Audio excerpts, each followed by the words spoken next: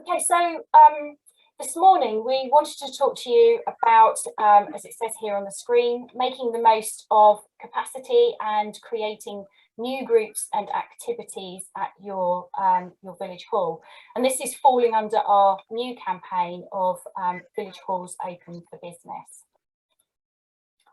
So what we're going to cover in this session, I've listed it on this slide for you. So we're going to take a look at capacity, how you might think about consulting with your community, ultimately, hopefully, being able to think about creating new groups and activity ideas, a little bit on marketing. I don't know if any of you attended our marketing session last year, but we'll touch a little bit on that because obviously we've done a much bigger piece on that separately.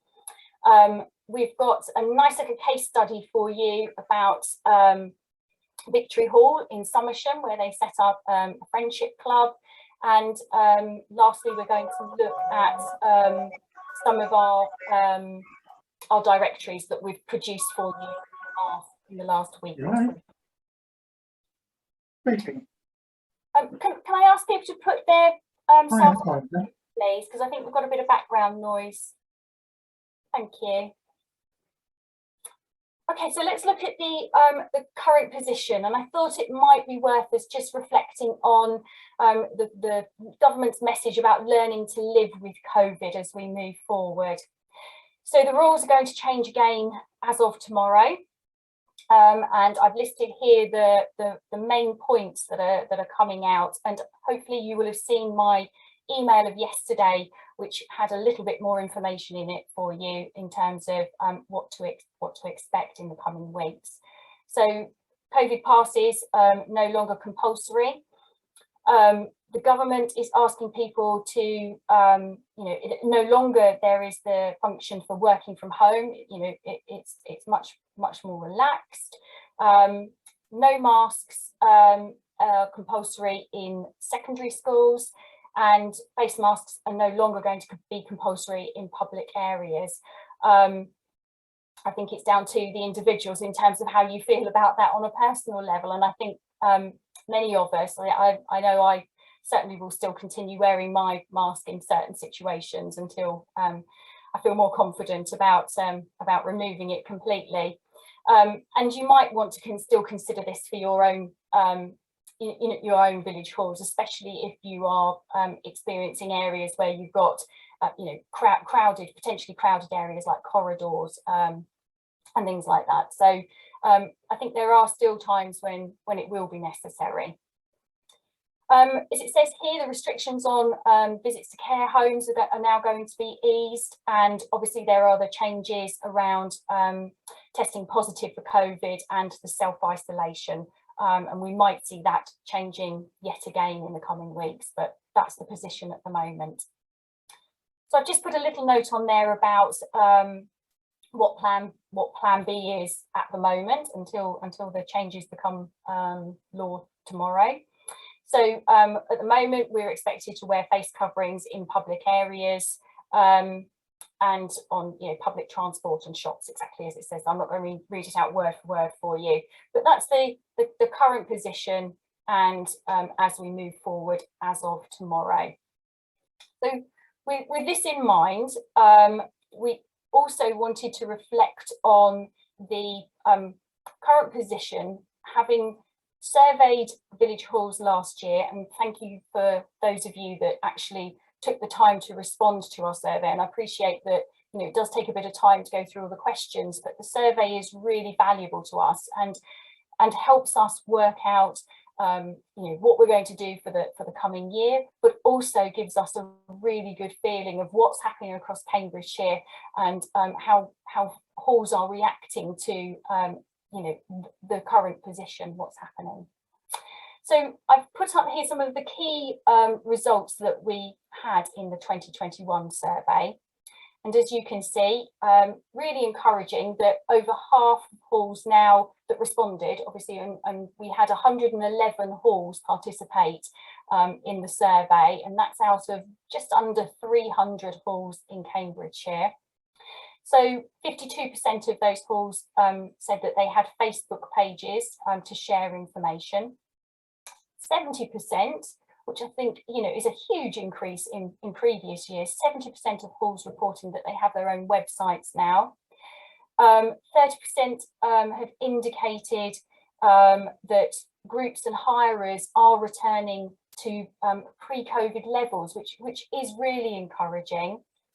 But then we had 24% indicate that less groups are returning, and 28% indicated, of those that responded to the question, indicated that groups have closed as a result of the pandemic.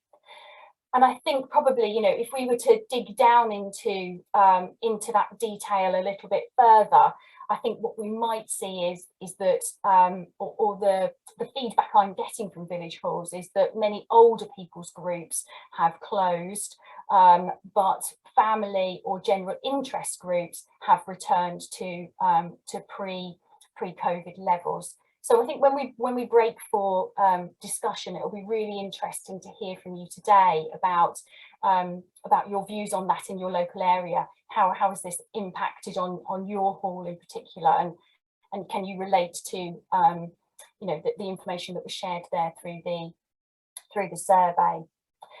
We also asked this year what challenges are faced by trustees, and I've listed some of the key ones there.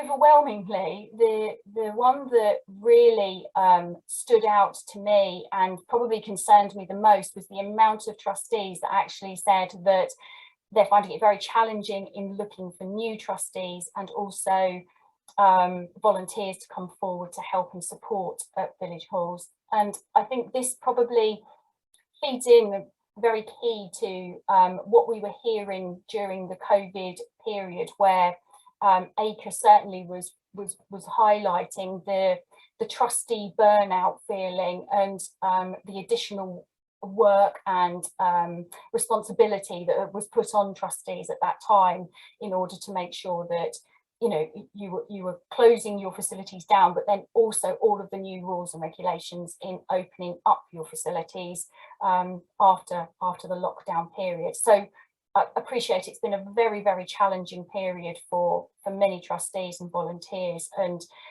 we absolutely understand that feeling of you know, maybe it's time to step away and hand over to new trustees, and where are these new trustees going to come from. So I think that will be an ongoing conversation that we have with you all over the coming months and years, really.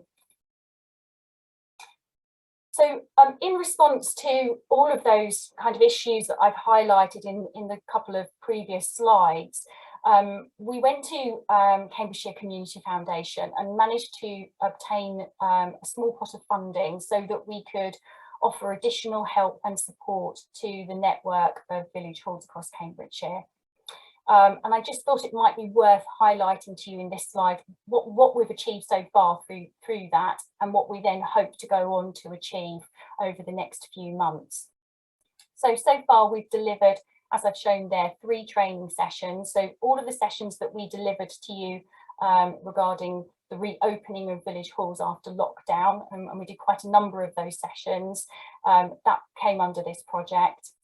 We delivered the marketing and communication session back last year. I can't remember exactly what month it is, but we've got recordings of these sessions for you, so you can still pick up the information if you wanted to. And then later on in the year, I also did a session on recruiting and inducting new trustees to your village hall. Today's session, you know, this really is the launch pad for our new campaign. As it says there, village halls open for business. And it's about how we can help you and support you as much as possible in making sure that you're getting back to that. If you're not there already, if you're getting back to those pre-COVID days when, you know, your village hall is very, very busy, very vibrant, and welcoming the community in. The last point on this slide is about, we have a small amount of seed funding that we want to explain to you about today, and there's a letter going round to all village halls in Cambridgeshire to let everyone know about this, but just in case you either haven't seen the letter or you haven't received it yet, just a little bit of explanation. So as part of this, we want to encourage halls to trial new activities, something they haven't done before, maybe something that the community is asking for, but you're not sure that there's you know, enough momentum at the moment to put those activities on. So we want to offer halls, and it is a small grant, admittedly, it's a small grant of £60 per hall, but we're hoping that that will be a nice little bit of seed funding that will help you to set up a group to get it off the ground and support a community group in, you know, making those first steps. We wanted to make the application process as simple as possible. So it will literally be a case of a hall emailing me with, you know, the name of, obviously the name of the village hall, how much funding you think you will need, up to the maximum of £60, and what you plan to use it for. So, you know, we don't want it to be an onerous process. We want it to be something simple, something that you can react to quite quickly. And all we'll ask you to do at the end is submit a claim form so that we can pay the money to you. Right, okay, so now we can move on to the main part of the presentation. I'll just stop having a sip of my coffee. Right. So a good place to start is probably to look at capacity. You know, what have you got currently?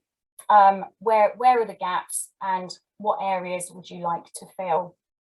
So I've tried to set out on this slide, you know, the likely elements that there are. You know, are you looking during the day, evening, weekend, and then obviously allowing for additional commercial bookings, which quite often commercial bookings are those ones that can then subsidise the community stuff that goes on at your facility.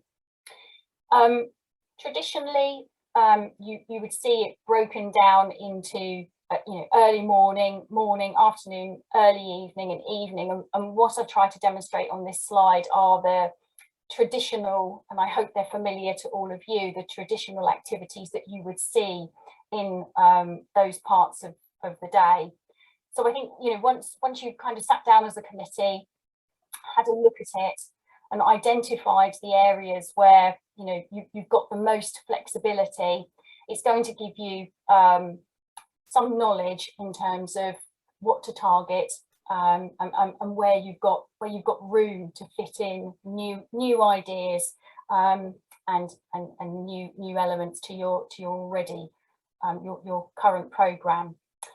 I think one of the challenges, certainly when I was a village hall trustee, one of the challenges that we had was when you have those monthly bookings, like traditionally WI or maybe the gardening club, they meet once a month, and then trying to program other activities around that, knowing that, you know, they're only going to meet on a Wednesday, you know, once a month, but then for the rest of the month, all of those Wednesday evenings are free, or all those afternoons are free, can be quite challenging. So yeah, I don't underestimate the task that you've got in terms of identifying where your capacity is, and how challenging it is, you know, when you start to apply all the layers of different activities that go on, and the frequency at which some of the groups meet.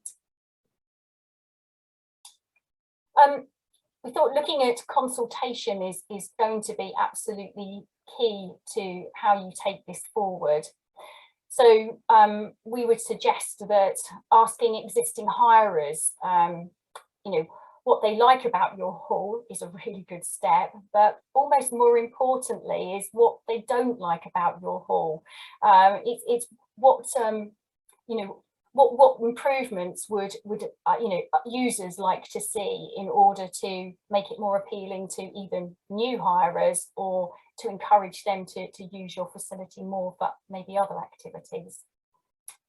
The other thing that, and it is a challenge in terms of getting to people, but asking local people who never use your building is really important. Asking them why they don't use the building.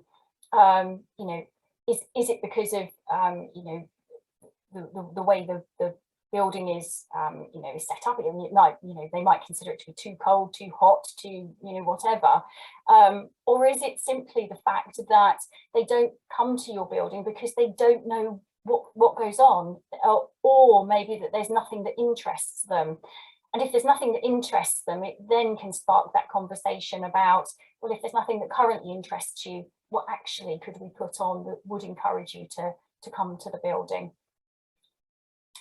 The other benefit with community consultation is talking to people about potentially volunteering, encouraging people to come forward to volunteer.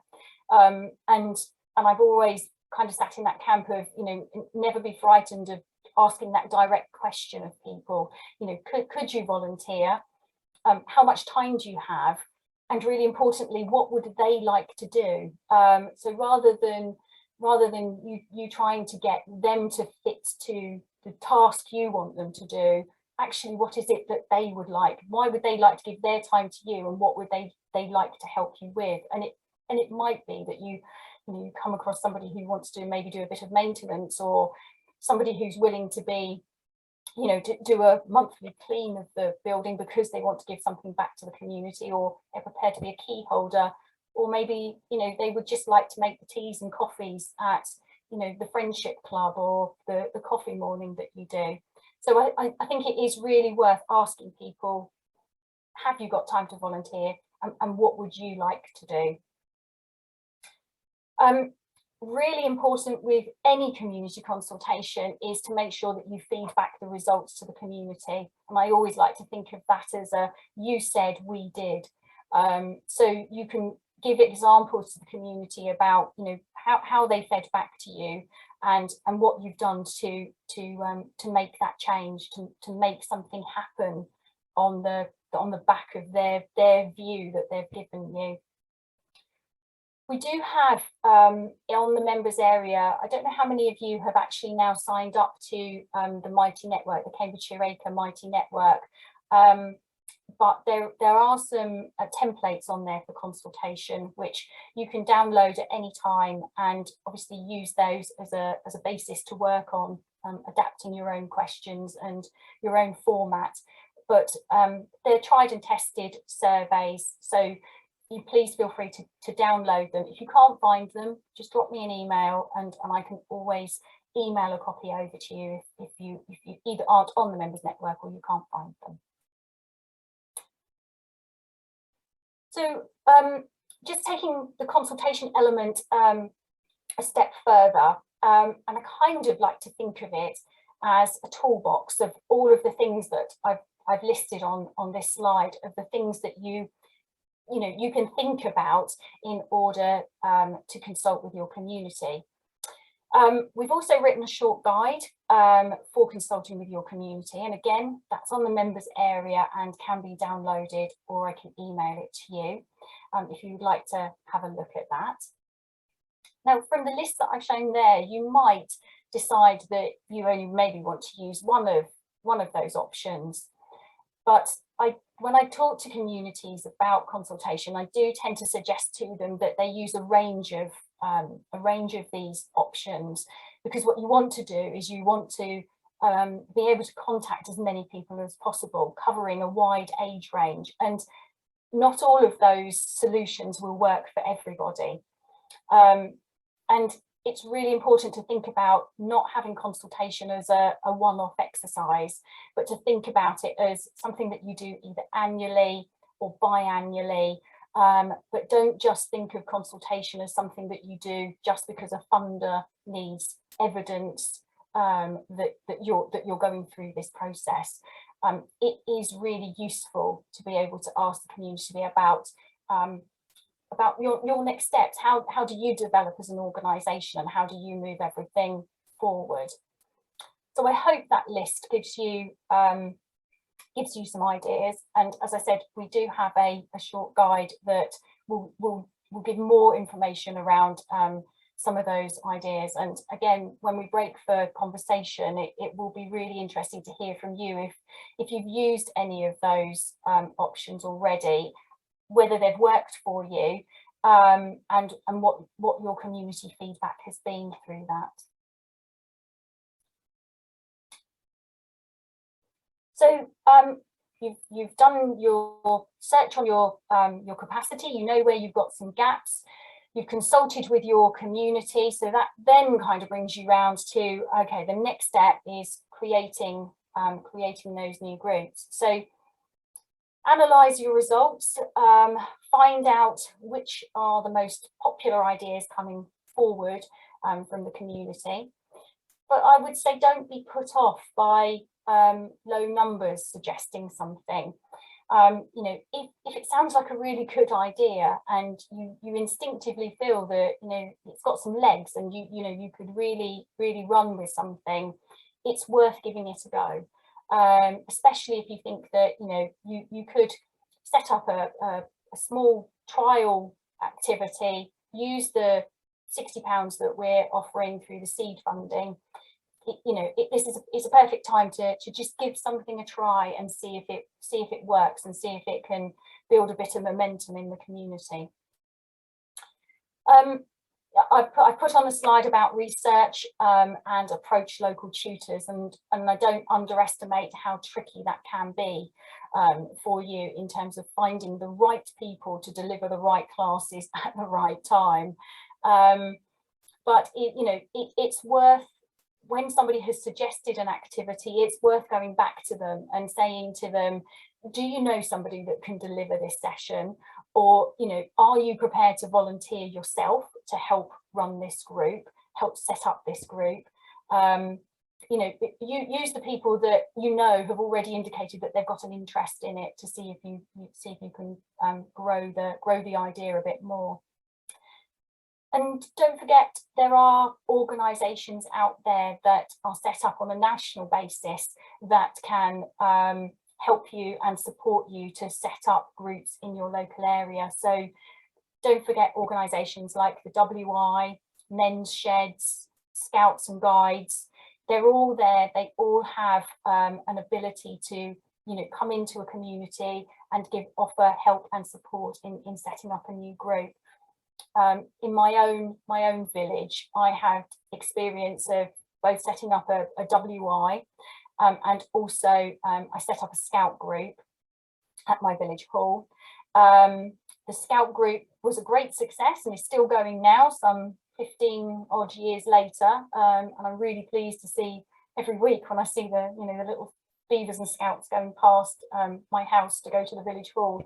You know, it's great to think that so many people are still participating in something that I helped set up.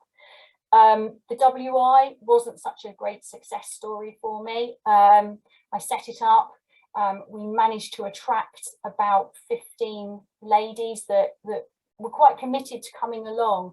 But when you have a small group and being able to afford regular speakers, it becomes quite a challenge, because you don't have enough money coming in to make it sustainable. So unfortunately we had to let our WI go, because we just didn't have the capacity to grow that group, and it was really sad. And many of the ladies that were involved I'm still in touch with now, which is nice, because, you know, personally out of it I got to grow friendships with people, but it wasn't enough to sustain that group. So sometimes you win, sometimes you lose. You know, that is the way of community groups, unfortunately. But do use those national contacts in order to be able to progress stuff, and they will come with their own support mechanisms to be able to help you get something off the ground. The other challenge really that I can think of around this area is, you know, when you've identified your capacity, you've then got to be able to match those new groups and new ideas with your capacity. And I've just mentioned the WI, and they only traditionally meet once a month in the evening or in the afternoon. So again, it can pose challenges for you with your overall programming. Guides and scouts, on the other hand, you know, that they can meet any time from 4 o'clock in the afternoon right up until 9 o'clock at night. So they could take a massive weekly slot, which, you know, if you are quite a quiet hall, that, you know, could be a really good use of your time, but it might be challenging for busier facilities to be able to accommodate something that's going to run for several hours once a week. Just looking at the promotional aspect of this, I think promoting any new ideas that you have, and then ultimately promoting those new groups is absolutely key to their success. And that also will require you to have very much a planned approach to how you're going to achieve that. And we'll look at marketing a little bit later on, slightly in today's presentation, but I can't underestimate how important it is that that you know, you're promoting your ideas as well as promoting the groups in order to get them off the ground and to get people interested. And hopefully, you know, even if you start a group with low numbers, as news starts to spread, that hopefully the interest in that grows and the attendance of that group will also grow. And promotion should be an ongoing process and not just something that you use at the start. It's something that, and hopefully once your group starts to grow, they can take that on themselves and then start to promote on a regular basis. And obviously, key to setting up any new group is also about setting up the kind of the serious side of it, the fact that if you're doing something very local like a gardening club or a photography club or a social group, you've got to consider the structure that will sit around that group.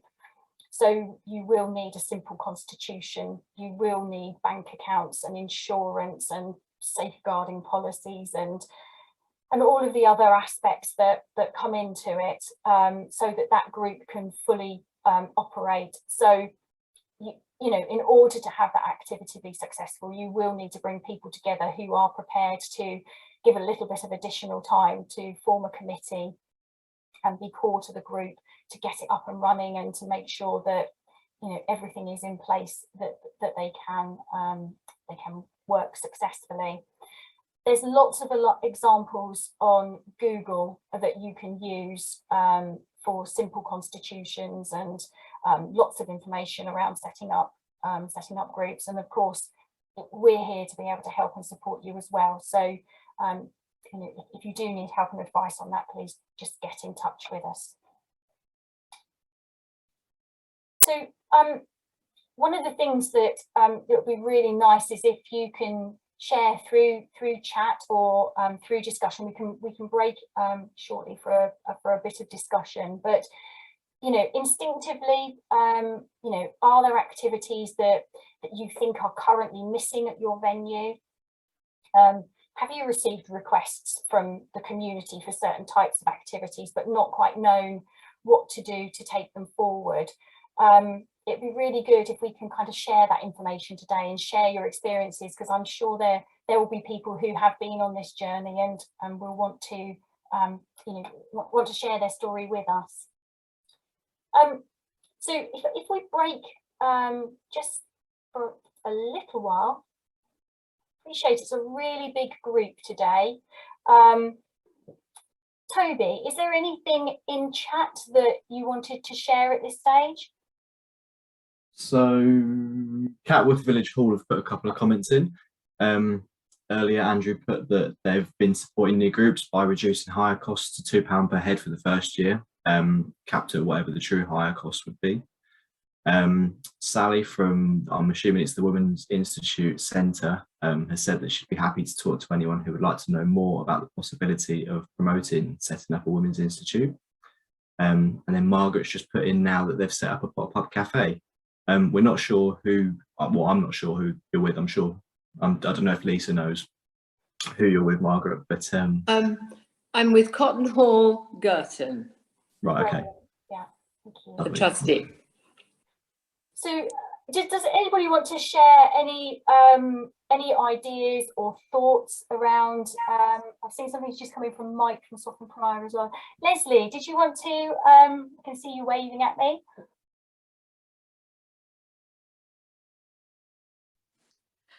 We're about to try out something that I hadn't heard of before, but it's played on a badminton court and it's called pickleball. Oh. And it's very popular in America, and they say on the internet that it's the latest thing over here. And it is a ball game played with a small bat, perhaps a bit bigger than table tennis bat. They say it's easier, less energetic than table tennis and badminton. So it's suitable for elderly people and children, with families with children. Thank you, Leslie. I've not come across that at all, actually. Has anybody else heard of pickleball? No, I think, Toby, we're going to have to add that to the activity directory, I think. Yeah, we'll have to. Sounds good. That sounds good. We'll let you know how it goes. Yeah, that would be great. And if you've got any contacts in terms of organisations that you've been in contact with, that would be great, because we can add that to our directory to help share that with other people. I think there was a question just come through about Village Cinema, wasn't there, Toby? Yeah, I was going to say, I'm assuming, I think you'll know a bit more about this than me, but obviously we've got the rural touring project that we are a part of, and we work with Creative Arts East and Babylon Arts in Ely, so we can definitely try and set that up. Absolutely. So the current project that we're working on only covers part of Cambridgeshire. The Arts Council funded us to run with the Creative Arts East, to run the rural touring, well, Fenland rural touring project. So that only covers part of Hunts, Fenland and East Cambs at the moment. But what we could do on the back of this, if there's enough interest from people about rural cinema, we could invite Creative Arts East along to do a similar session like we've done today about rural touring and about cinema, to see if we can help and support you to get something set up locally. There is information in some of our information sheets around cinema, and I know there are other village halls in the county who would be prepared to offer help, advice and support to to village halls in getting themselves set up. The main issue, I think, is around licensing and making sure that you've got all the appropriate licenses in place in order to do it. Yeah. In terms of kit, that there is kit that you can hire as well, so you don't have to purchase your own. So we'll make a note of that, and we'll see if we can get a cinema session set up for everybody. Yeah, Lisa, that question came from me. Mm-hmm. We recently invested in a 120-inch laser TV for the main hall.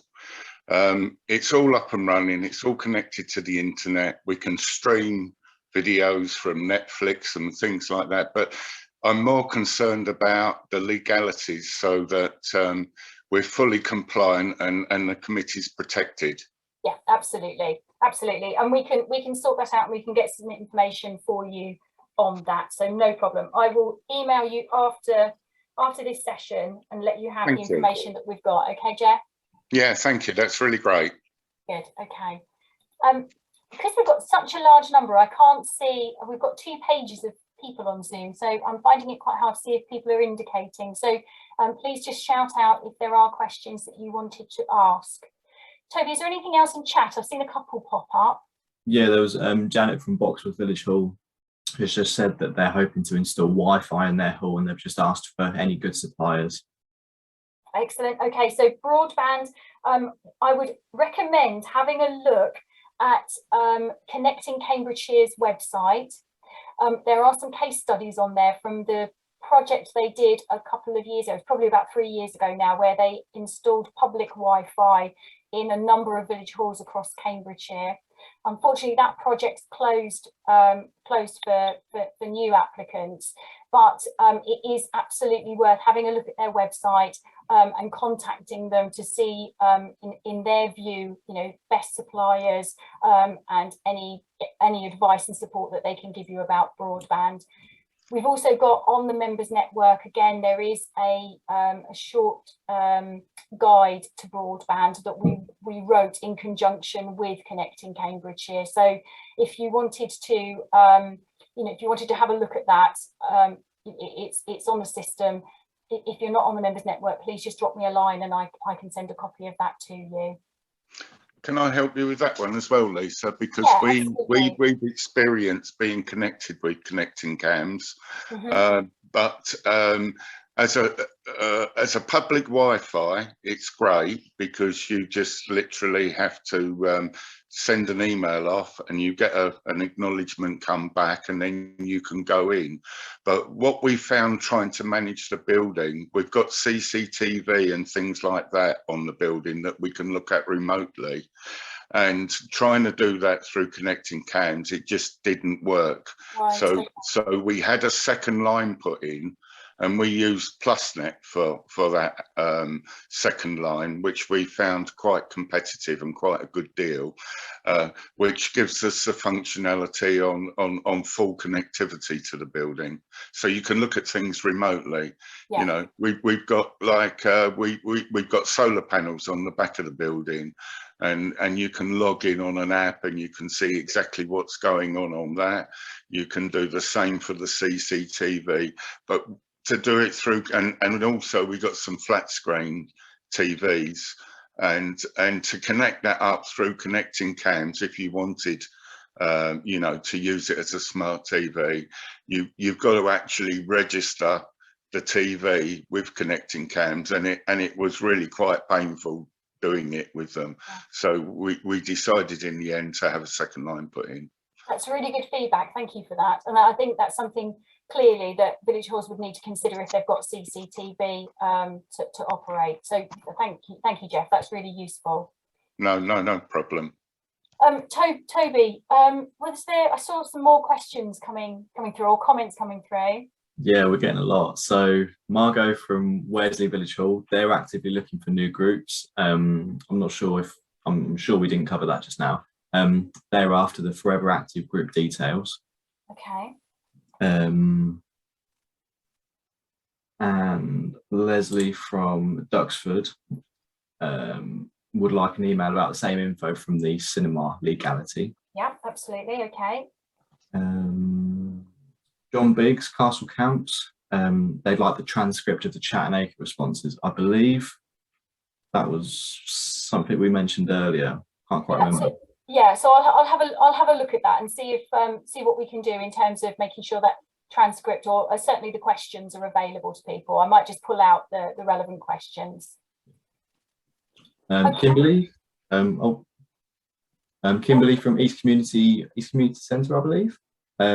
Quite new, only took over from our community centre at the start of the pandemic. Got a lot of ideas now, things are opening up more, but I think perhaps the community consultation and surveys is where we should focus first now. They'd really appreciate some support with this following the meeting. Brilliant. Okay, yeah, no problem at all. I'll make a note of that. Question from John again from Castle Camps. Where is Jeff Harper from, and can they contact him directly based on his village hall experiences and activity? Yes, I'm at the Christchurch Community Centre. Sorry, I'm doing it from a smartphone and I couldn't actually put Christchurch Community Centre on there. That's fine. No problem. No problem. Yeah, anybody wants to contact or come and look at our facility, no problem at all. Lovely. Okay. So Jeff, are you happy for me to share your email address with them after the session? Would that be all right? Yes, that's fine. Yeah. Thank you. No problem. Okay, so we'll make sure that contact happens. If you can make a note for me, Toby, please, who it's from and who I need to send it to, that would be great. Lovely. Thank you. Right, so if there aren't any more comments at the moment, I can see lots of people asking for the cinema information. So I think what I'll do is I will make contact with Creative Arts East after this session and see what we can pull together, either in a written guide or having a session similar to this, so people can have access to that. So if you can leave that one with me, I will definitely action that after today's session. Right, so let's have a look at the next bit of our presentation. Sorry, I was busy there looking at what I was doing.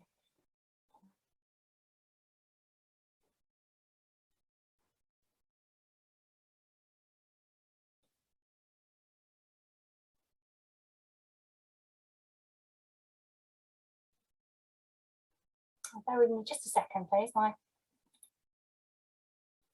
There we go. Okay.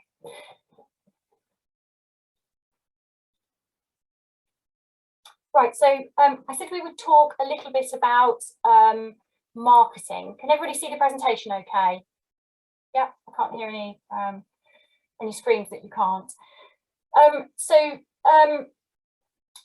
Marketing for your village hall, it's really useful. One of the things that I see when I go around looking at, obviously I look at village hall websites quite frequently, and one of the things I see is that village halls are very good at promoting their own events, but I think it's also worth thinking about how you can promote your hirers' events and activities. So encouraging groups and other organisations to advertise on your website or on your Facebook page would really help in terms of, you know, promoting obviously what's going on in your building, but also helping and supporting those groups to increase their numbers. So I think, and I'll use one of my own troubles that I had. A few years ago, I was looking for a local yoga class, and the village halls around me, some had websites, some didn't have websites. And I found it really, really difficult to find out what was actually going on in my local village halls. And it was one of the things that kind of really got me thinking about this point about, you know, it's almost, there's a missing link between the village hall and, you know, you're promoting your own events really, really successfully, but I couldn't find out unless I went to my local village halls to look at the notice board to find out what other people were doing in those buildings. And I think the way, you know, the way society kind of works now, I don't think we can rely on the village notice board as much as we used to previously. So I think the more we can do in order to advertise what goes on and the activities that happen in a building will really help the community ultimately engage with the village hall. The other thing that I think, and I know it's a challenge keeping all of these things up to date, you know, websites, Facebook pages, you know, and other social media mediums that you might use, but it's really important to keep them up to date and remove old information from them as soon as possible. So that people can see that, you know, it is a busy and vibrant place and everything that's going on. But I appreciate that there is time attached to all of these things that need doing. So, you know, there is an opportunity that, and I kind of think of it as, and I've seen this happen with the yoga class actually that I attend, in terms of the more proactive you are with advertising what's happening at that class, the more that class will grow. You know, the yoga teacher that I have is, you know, she's very new and started her class only recently. But the more active she has been in terms of social media and getting the message out there, the more being as a person attending the class, you can see the class growing. And I think from a village hall's point of view, if you're helping and assisting a hirer in getting that message out about their activity, you could end up finding yourself in a position where, you know, the class becomes so popular, they're not just going to want the one slot, they're going to want additional slots from you as well, in order to accommodate the increased demand that they're experiencing. So, you know, the halls can ultimately benefit as well as the hirer when you're kind of participating in this joint advertising process. I've put the link in here for the marketing training that we did. We went into a lot more detail in terms of marketing in the 2-hour session that we did on it, obviously. So, you know, you can download that or view that video on the members network, or you can view it directly from, you know, the Cambridgeshire Acre part of YouTube. So, we'll make sure that you have the link available after this session, but it might be worth just reviewing the session that we went through to give yourself some ideas and things to talk about at your committee meetings about how you could maybe improve and increase what you're currently doing. I've actually added that link to that video in the chat if anyone wants to see it. Brilliant, thanks, Toby. So I've given an example here of 3 village halls that I just kind of like picked on for this session, but they're all websites that actually have a page to advertise their hall users, their regular user groups, you know, what happens at their buildings on a regular basis, with contact numbers and further information about how those activities work. So it might be worth something considering if you haven't embarked on having a website yet for your village hall. Again, it might be something worth considering, especially if you've had some money through the government grants recently. It might be a really good way of investing that money in having a website set up.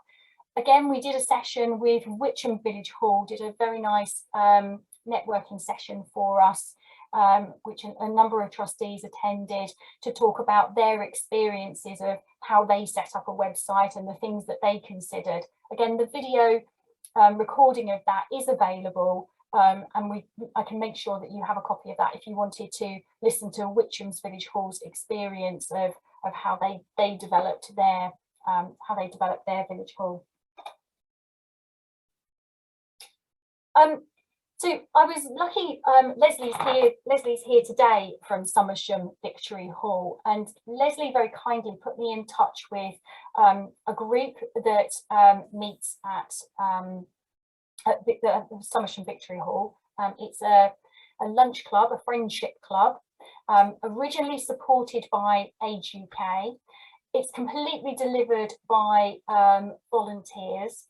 And Cheryl, one of the volunteers, has very kindly participated in a short video that I would like to play for you now. I'm hoping the sound and everything is going to work okay. It's just a very short video, but I think it will give you a sense of how the volunteers went about setting it up and what's involved on a day-to-day basis for them, or a weekly basis for them, in terms of having this club running. So I will play that for you now. Hi, my name's Cheryl Grant. I live in Somersham in Cambridgeshire, and I've been running the Somersham Friendship Club since July 2019. I open the hall about 9:15 in the morning. I'm a key holder. Put out tables and chairs, and we greet them at the door at about any time between 10 and 10:30. They always have to have a mask on and use the hand gel. They pay £5 a day at a time each Tuesday. We start with tea, coffees, biscuits, 10 to 10:30, and then we usually have an activity or a speaker come in about 11, and lunch at 12, home at 1. Average, it's about 20. We have 25 members on our books. We've lost a few because a lot of them are in their 90s, so we have lost a few of them in the last couple of years, but usually about 20, yes. Contacted, or I think I may have seen a poster from Age UK asking for volunteers. This was probably in December 2018, and I went along and I knew immediately it was something that I really wanted to help with. Basically just did the coffees right at the beginning, and we worked with someone from Age UK for 6 months, and I think they had some funding for that. So we had some really nice entertainment and stuff, and I took it over in July. So that was something I really felt I wanted to do once I'd retired. 8 volunteers on the books. They don't all come every week. It's a voluntary thing. Some people don't come, they go on holiday, or they don't feel up to it, because we're all mostly retired anyway. The drivers are taken from a scheme we have in Somersham called the Time Bank. It's run Somersham and Pidley, and they've recruited drivers from there. We have about 5 drivers on the books, and they pick up from home and bring, and there's about 7 or 8 that need people to bring them out of their homes. Most of the volunteers are, as I say, retired. We have 2 ladies who were chefs in their time, or cooks, and they're amazing. They come in and do most of the food for us in the hall. So it works very well. We have had moments when occasionally we've only had 3 volunteers available, and it's been a little bit stretched, but we've always managed. And obviously the members of the group are just so happy to be there. They really don't mind if it's just, you know, a bought ready meal. They just want something and a chat with people. So that's what they come for, basically. Anything between, well, they can come at any time during the session, but I mean, I start at sort of 9:15 and I get home about 1:15 after I've sort of tidied the hall up. But other people just come for, you know, clearing up. Other people come at the beginning to do the teas and coffees, then go off and do something else. So it's whatever suits everyone. I mean, I love being there, and I'm quite an organising sort of person, so I'm always there beginning and end, but other people don't necessarily. But it works very smoothly. You need insurance, and it's a charity insurance, even though we're not a registered charity. We have a lady who actually, she is still working, but she's our secretary, and she set that up for us, and we just pay that once a year. We've done a safeguarding course online. All these things were suggested by Age UK at the beginning. We actually went into Peterborough and did a food hygiene NVQ2, 4 of us, right at the beginning, but I'm understanding we can do that now online. So we'll be doing that again in March. It puts a few people off, to be fair, and the people who just come and volunteer and just do the teas and coffees don't need to worry about any of that, apart from the rules I lay down in the kitchen. We have had a food inspection a couple of months ago. We got 3 out of 5 rating, which was a bit disappointing, but obviously I've never catered before, and there were things in our kitchen, more wiping down and understanding how to store food better. So she's going to come back and inspect us again in a year. She was very nice to us, and it wasn't stressful at all. And generally, once you've got these things in place, it just rolls over, and not everyone has to do it. It's just getting people in there who want to help, basically. This is the lovely part. We have a Tesco's in our village, and they donate absolutely everything for every meal. They do everything. So financially, we're actually very well off. We charge £5 a session, which has been in place right from day one. So they all pay just £5, which covers any trips we want to go on. We went to Wicksteed Christmas extravaganza in December, which they thoroughly enjoyed, and that paid for the coach, and obviously everything was taken care of. But we're very, very lucky, and I don't, you know, if you don't get that, you may have to charge a little bit more for sessions to make sure you can cover your costs. But we're doing very well, and we're very, very lucky, and we do appreciate it. So just £5 a week.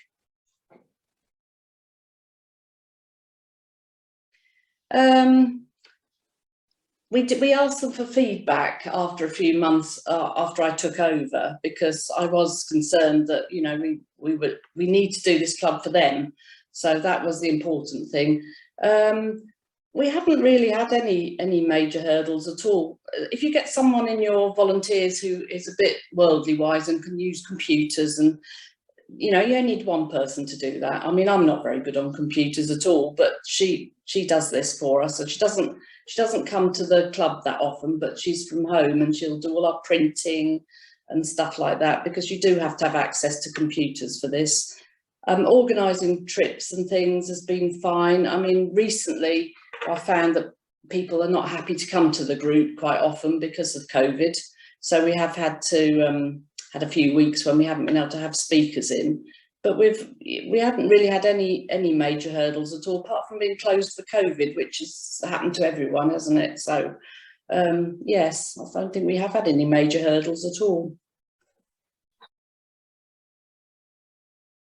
We gave them these forms. I'll just hold them up so you can see. It's just a general sort of feedback form. We did that, probably will do it again soon. It's very important because this club is for them, not us. You know, it really is for them.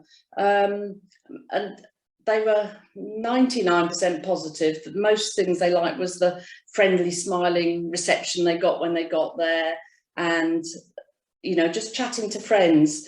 The slight issue I suppose we did have is that people sat with the same people every week, and my idea was that you moved around and made friends with other people, but they very soon get set in their little ways and they sit with their friends. But I've noticed they do all move around and have a little chat, obviously with masks on at the moment.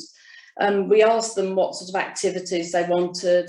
They wanted musicians to come in, card games, local speakers, which I have organised obviously since all this feedback. We used to get the preschool children to come in every few weeks, and that was amazing, but they're not happy to do that at the moment, obviously, with all the COVID. So I might try and set that up again in a few months. But basically the feedback was always very, very positive. And as I said before to you, that some people, this is the only day they come out of their house.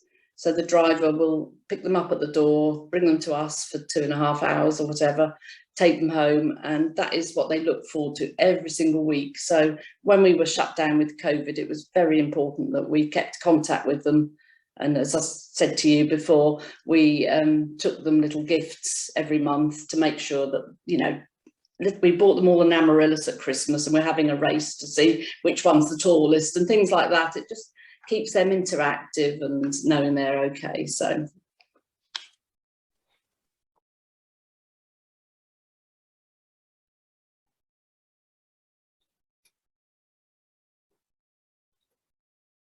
okay, so I hope everybody found that a useful example of a group being set up and having support from in the beginning, having support from Age UK in order to make sure that the group was set up you know, safely and sensibly for older people to attend and enjoy, you know, a speaker, and also enjoy the friendship and enjoy a hot meal delivered on the day.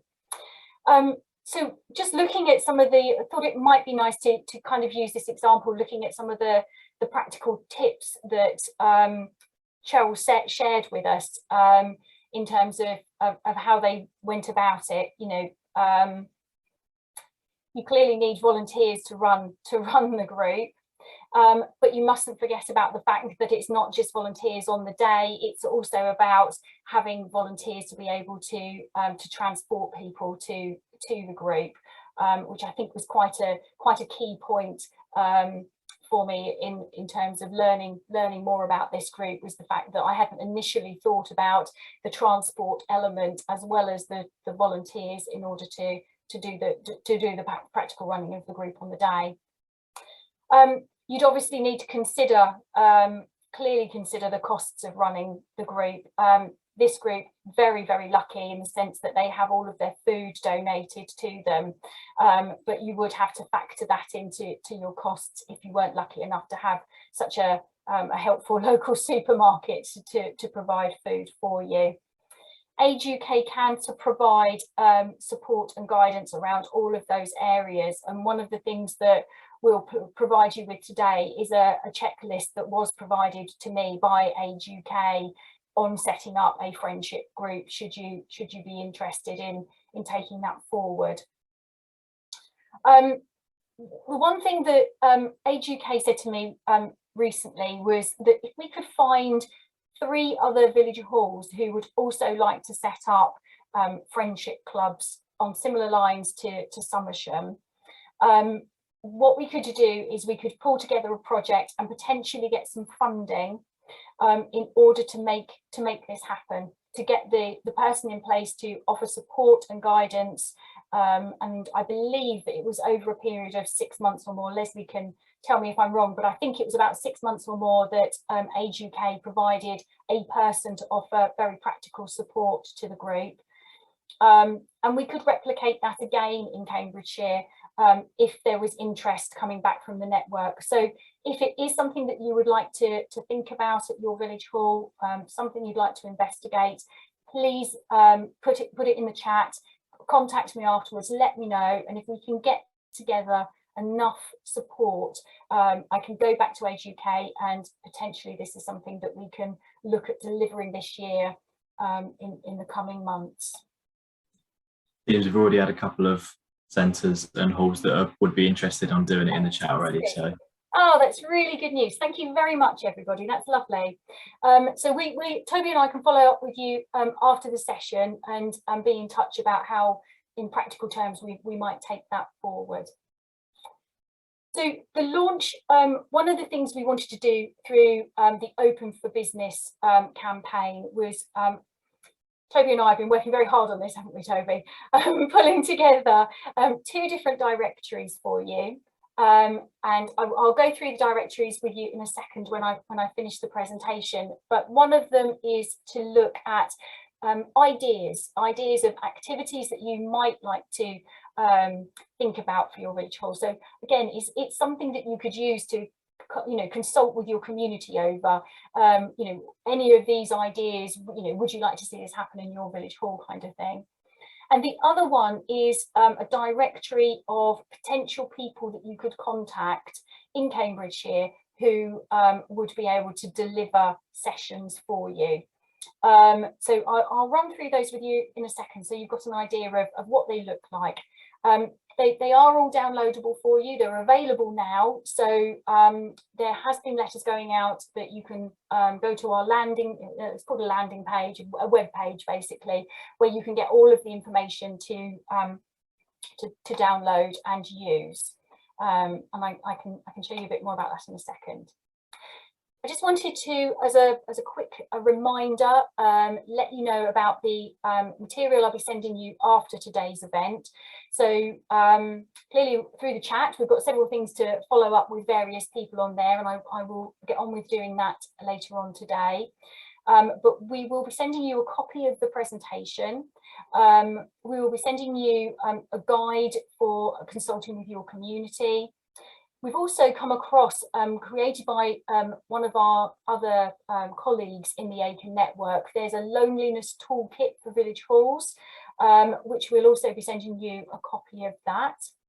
And if you look on the members network, there's also a document that was again produced by another one of the Aiken network counties, where they pulled together a dementia friendly guide for village halls. So if you're thinking about new activities, or you're thinking about embarking on something new, you might want to consider, especially if it's a group for older people predominantly. I know it's not exclusively older people that suffer with dementia, but if you're thinking about setting up groups, then you might want to consider implementing some of the dementia friendly guidelines along with that.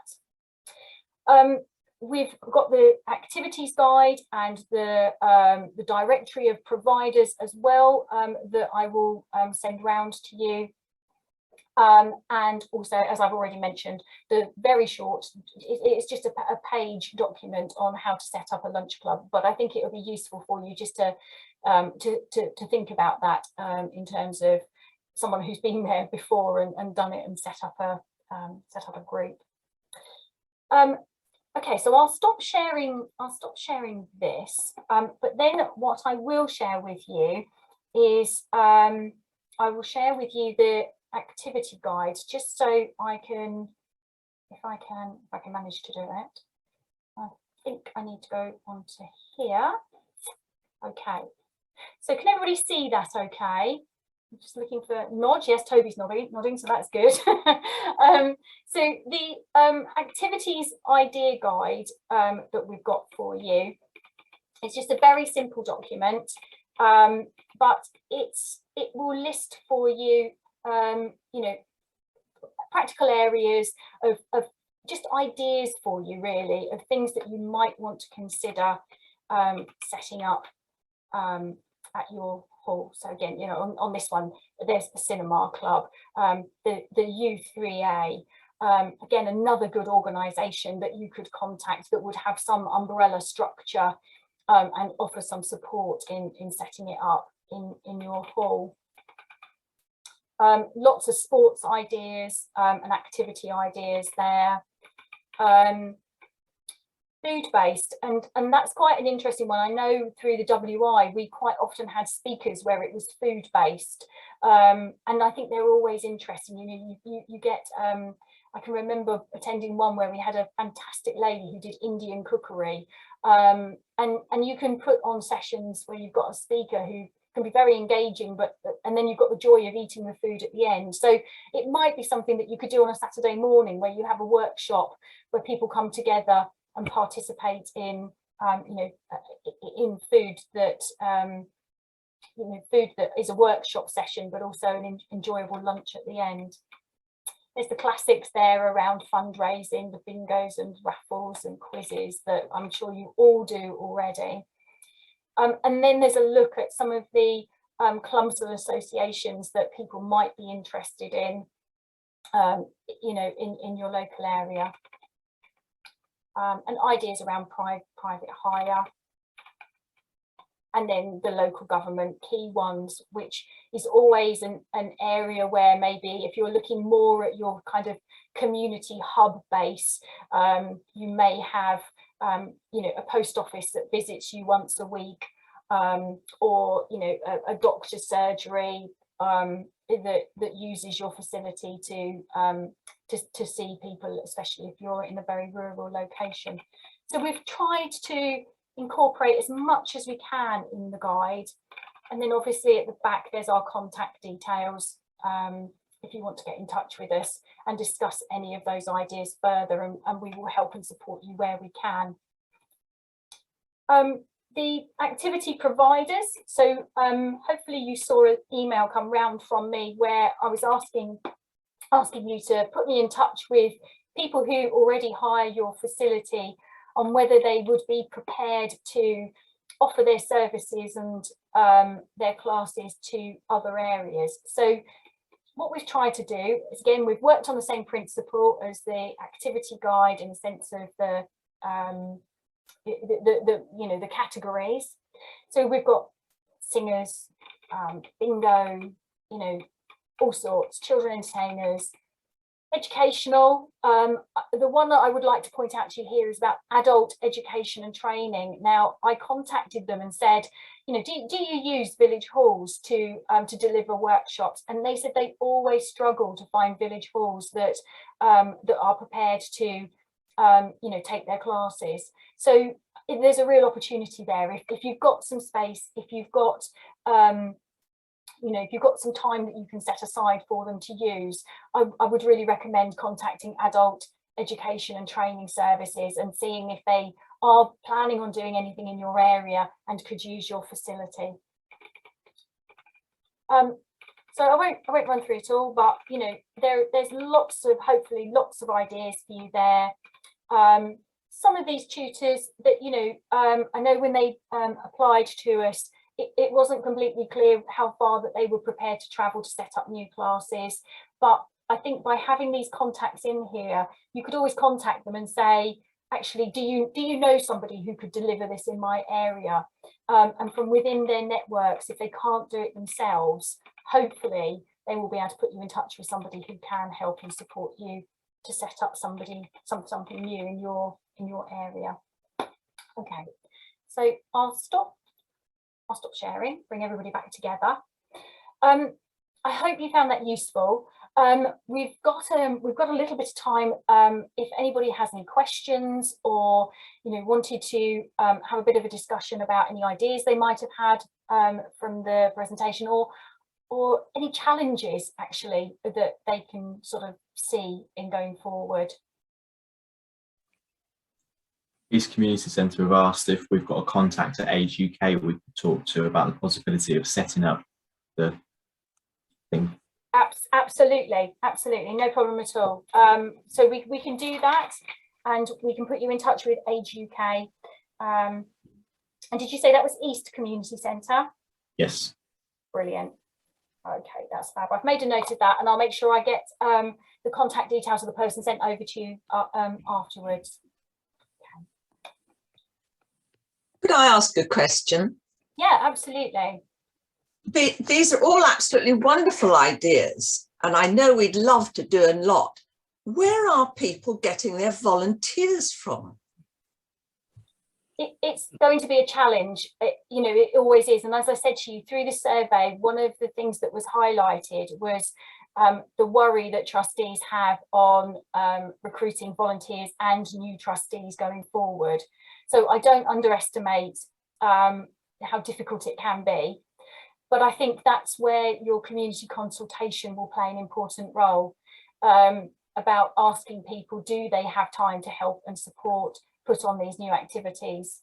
And it's amazing, when I've done it previously in my own capacity in my village, it's amazing how people do come out of the woodwork. If you're working on something that they're particularly interested in and something they want to see happen, people will come forward. And it is about asking people that direct question, do you have the time to help and support? We heard from Somersham that it might not be a case of somebody committing hours to a particular group or project, but they might be prepared to come along and make the teas and coffees, and that's their contribution for the week.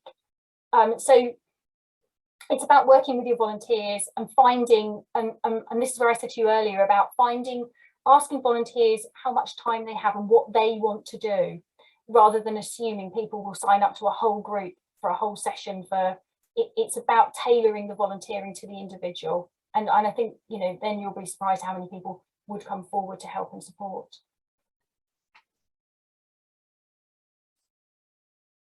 Yes, Stephanie. We're in the process of trying to organise a murder mystery evening. We've just had our hall refurbished, so we're new to actually getting groups in to the hall at the moment. So we're trying to get local people involved in an event.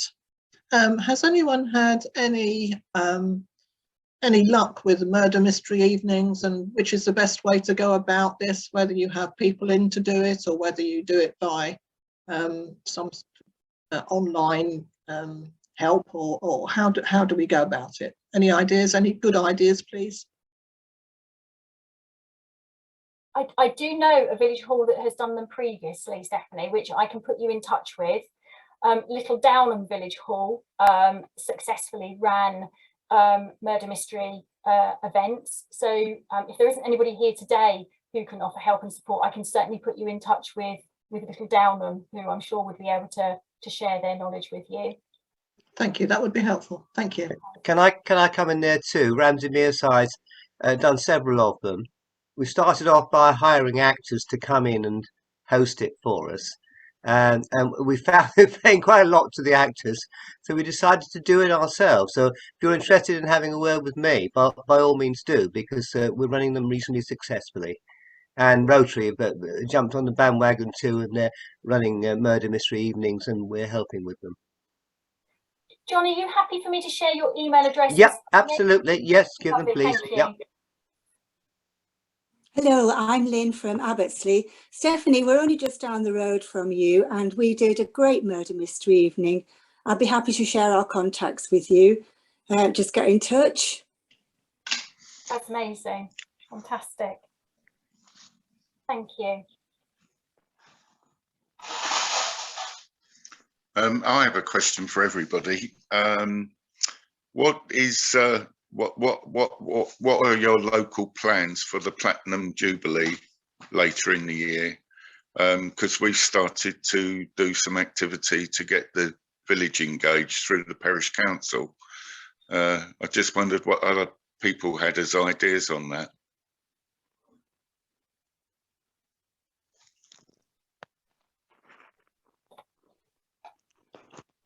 Oh, it sounds like nobody's done anything. Very quiet. Everybody's been very quiet, aren't they, on that one? Yeah, Elaine at Oakingham.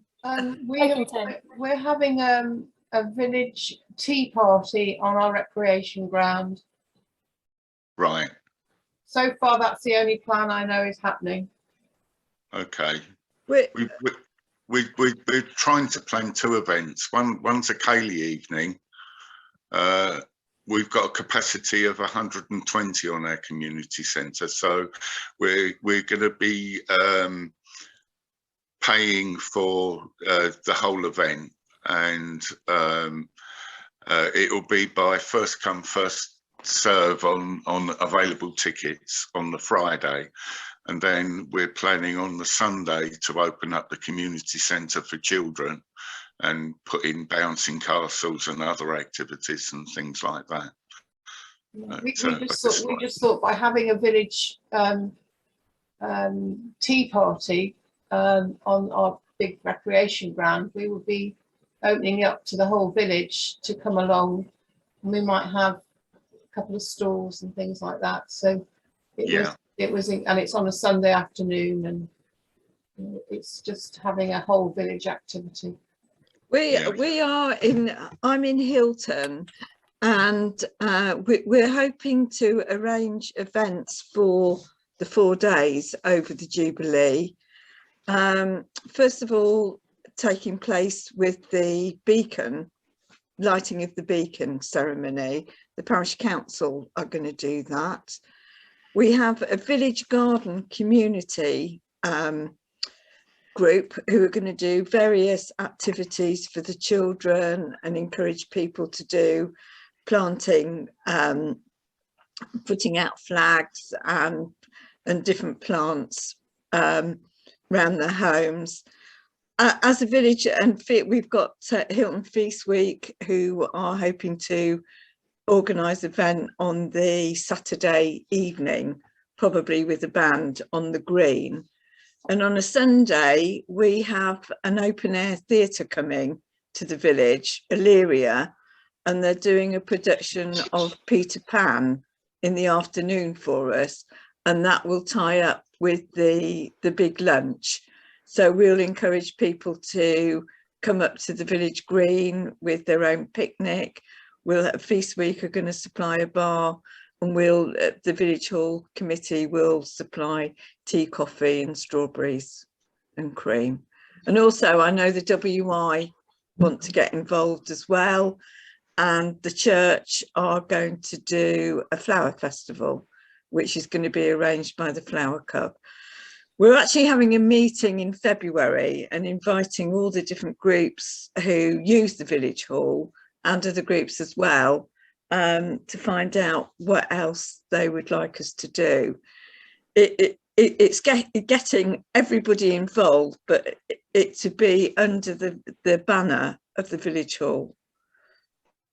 I mean, we're not expecting it to be a huge fundraising event, but it's just to mark the event for the village.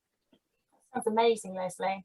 Margot, I think you wanted to come in. Yeah, we are doing something similar, Leslie. We're working with Little Gransden, Great Gransden and Lynn at Abbottsley to have a long weekend of activities. Some aim to include the families, the children, elderly people, something for everybody. And we've all arranging our own activities on different days, so people can, if they want to, go to them all. Wesley in particular, we've got a really good cricket club, so we're having a cricket match between the 4 villages, but it's going to be a friendly cricket match where all the family can take place. The children can play, the grandparents can play, the parents can play, and it's going to have a barbecue. And the village hall, although we're not at the village hall location, will obviously be there helping running the catering side as well. So, and I think Abbottsley, I'll let Lynn tell you about Abbottsley's plans, but there's a tea dance obviously at Gransden, and there's a family day at Gransden as well for the children, because obviously there's little and big. Yeah. So. Abbottsley are doing the photography and art exhibition with activities for children connected with it. So yeah, we've worked between us to organise different events and different days, as you said, Margot. It's good, isn't it? Mm. It's just to bring the community together, really, and like we said, all age groups we're trying to cater for. So, but again, you know, as a village hall, we are a small committee, and we've always said an ageing committee, and like everybody else, getting volunteers to come on the committee. We're now calling it a team because we think that sounds a bit more friendly than a committee, because people do have a you know, a certain adverse to the word committee. But yeah, but as a whole, we are very fortunate in Hilton to have so many different groups that are happy for an event like this to come together and help. That's excellent, and I'm sure over the coming months we'll start to hear more and more about people's plans for the Jubilee weekend. But it's great. It's great to hear what you're planning already. Amazing stuff. Toby, is there anything else in the chat for us to pick up on? There isn't. Margaret has said that she just put problems we've had with our pop-up cafe. I can't remember. That was about 10 minutes ago. I can't remember what that was in relation to. Margaret, did you want to share that? Yes, we have done quite a bit of marketing, and we did a whole survey on what people in the village wanted for the hall, and of course we did it online. We did that because our preschool, we lost. One of our major bookings had gone to the village school, which now meant we were empty. And the results we got, and I'm afraid we did do it by, you know, asked people to put their ages. The young mums, they all answered everything. And then we found that the more mature members of the society, even older than me in the village, didn't know anything about it because they didn't, you know, so then we did leaflets. And the problem is, on the village website, which at all our events and our pop-up cafe, and I've had a big problem this morning, the pop-up cafe, which is due on Friday, is closed because the lady who was running it's got COVID. So we can get to the young through social media, but how can we get to the elderly? And my other problem is, because I'm on the finance committee, should we still charge the person who booked the hall for next Friday for coffee? Yeah, I mean, that would go down to what your booking arrangements are and what policy. I mean, you know. Yeah, it's a difficult one. I appreciate that. Yeah. So if that's the problem, and we feel with our pop-up cafe, we've got an age difference problems. The young mums, some of the children run around and make a noise. You know, I'm a grandmother, I can cope with this. But some of the more mature members of the village didn't like the children running around. Dilemmas. That's all I'll say about pop-up cafes. You can't please everybody all of the time, but I have been to other community, you know, coffee mornings where it's worked perfectly well with, you know, older people and families coming together, and you know, being a kind of a once a month scenario, and they felt that actually it really helps to gel everybody together, having that opportunity. So it's unpredictable community work, isn't it? It is very unpredictable. But how can we get to the people who don't use the internet in the village? Because they're feeling lost at the moment. And you have tells to them. rely on the traditional methods of posters, you know, Yeah. if Word you know, of mouth. Exactly, word of mouth. If you know where people are, it might be worth, and it's not a huge village, obviously, or a town, it might be worth doing a bit of door knocking, just to make sure that you're directly getting to the people who you think really need that social interaction. There is no easy answer, I'm afraid, and that's why I said that using a toolbox of communication skills is vital. Not, you know, just an online survey won't necessarily work for a community. Having a whole package of different ways of getting to different parts of your community is really the best way forward. And all right, try and get the volunteers. I'm retired, so I can be here this morning. We have got some young people, the trustees, but they're working, so they can't come today. Do you see? It's a dilemma. And I have exactly the same dilemma with organising these sessions, because the fact that I've put on evening sessions before and they aren't well attended. It's always the daytime sessions that are really well attended. Yeah. And so I have the same planning difficulties that you have. Yeah, you can't please everybody. No, so sorry, but it caused me a lot of stress this morning before I came here. All right. Okay. Janet's just raised a good point in the chat. She said about pairing up non-internet users with neighbours who can print out news sheets. Oh, that is a fantastic point, actually. Yeah. That's really well made. Thank you for that. Brilliant. Lisa, have you heard any more about the grant, the latest grant? Yeah.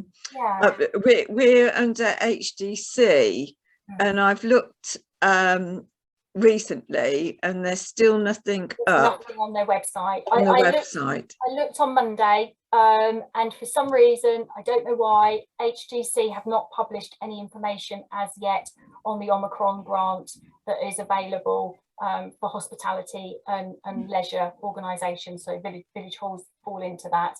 Every other district that I'm aware of is paying out in Cambridgeshire. HDC statement, I think, runs along the lines of they're still interpreting the guidance that has come down from government. So I don't know the reason behind it, and all I can say to people to do is just to regularly go on the website and just keep an eye out for when they have that applications are open process. And are they going to have a cut-off date? There is nationally a cut-off date at the end of February. I'm not quite sure how HDC are going to handle that, bearing in mind that that obviously they haven't implemented the application process yet. I noted, I think South Cams were working on the 18th of February.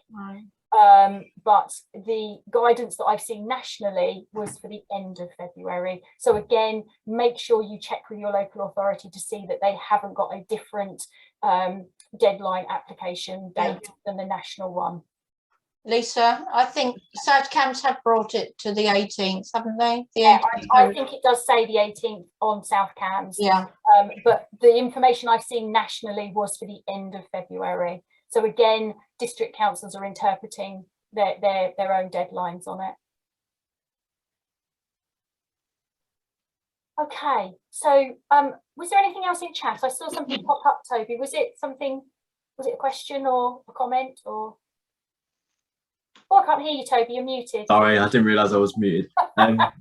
Leslie from Duxford had just said that they have a monthly village magazine and they've always got an article in that. I think that was what you were just talking about. Yeah. But Janet's just come back again and said that her comment allows for rapid updates and alterations. I'm assuming that was for with the pairing up the non-internet users with the neighbours. So yeah, it's good. Great, that's lovely. Really appreciated all your feedback today. It's been great. I hope you've found spending the last hour and a half with us a valuable use of your time. As I say, I will send the information round to you later. along with a recording of today's event, so that you can share that with colleagues and hopefully inspire your committees to try new activities and new ideas. Please remember our small grant, and I appreciate it is a small grant, but we really hope that that will benefit some village halls in trying something new. So please just email me if you're interested in applying for that. I'd also, even if you don't apply for the small grant, what we'd really love to do is hear back from you about anything that you do try, because we'd like to hear from your successes and your failures, because equally we can all learn from the failures. Why didn't it work? What were the hurdles? What problems did you experience? It's all really valuable learning from me personally, but also I think for the network, if we can share that information on what works and what doesn't work. And there will be differences around the counties, because no community is like another community, but you know, if we can get a bit of momentum building around this, it will be absolutely fantastic. And then the very last thing that I wanted to say to you was we, as part of our campaign, we were issuing posters saying village halls open for business, and what we're really looking for is to get some really good photos. We were at Abbottsley last Friday, and Lynn very kindly took part in this, and we have a photograph of Abbottsley Village Hall with their poster saying open for business. So if you could download the poster that is available, and I will make sure that I send you the landing page as well, which has got all of the information on it. You could download the poster, take your photos, display the open for business poster in your windows, and be part of the campaign. We'd really appreciate it. If we can build some momentum around the county for this, it would be such good news. Okay. Does anybody have any last questions or any comments? No, I can't see anybody indicating anywhere. I'm working across 2 pages, so it's quite stressful today. Can I thank everybody for being here today, giving up your time to share this presentation with us all. So I will say goodbye, and thank you very much. Yeah, thank you.